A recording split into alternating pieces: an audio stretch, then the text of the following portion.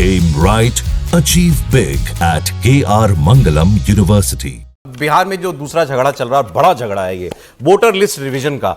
ये मामला supreme court में ले जाया गया था और सुप्रीम कोर्ट से बड़ी खबर आई है कि 10 जुलाई को इस मामले पर सुनवाई की जाएगी। इससे बड़ी खबर यह है कि इस पर फौरी तौर पर रोक लगाने से इस प्रक्रिया पर इनकार कर दिया है सुप्रीम कोर्ट ने। मतलब अभी ये रिवीजन प्रोसेस इलेक्टोरल रूल्स का इलेक्शन कमीशन करता रहेगा।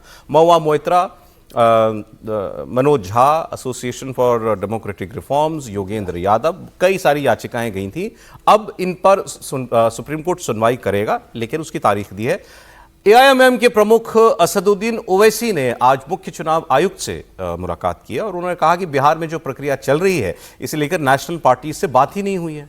तेजस्वी यादव भी आज मीडिया के सामने आए और उन्होंने कहा कि वोटर लिस्ट रिवीजन के विरोध में 9 जुलाई को पूरे बिहार में वो चक्का जाम करेंगे। मैं आपको ये जो बातें जो इन्होंने कही हैं ये मैं आपको अब थोड़ी देर में सुनाता हूं, लेकिन क्या इस चुनाव का ये सबसे बड़ा मुद्दा बन चुका है बाकी और इश्यूज से अलग? पहले एक कमेंट इस पर हर्षवर्धन जी।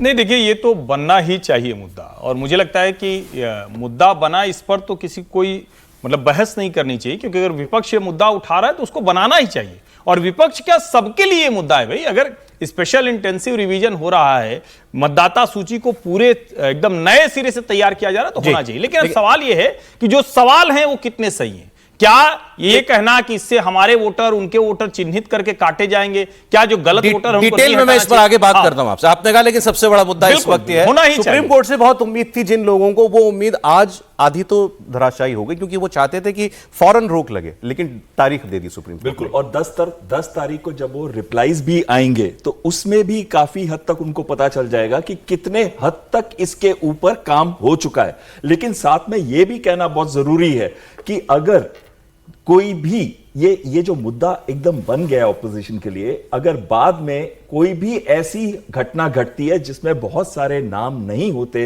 रिवाइज लिस्ट के अंदर, तो उसके बाद जो है सिंपैथी वोट जो है वो ऑपोजिशन के पास जाने की बहुत बड़ी उम्मीद है। अच्छा, ये बैकफायर कर सकता है। ये बैकफायर। और ठीक।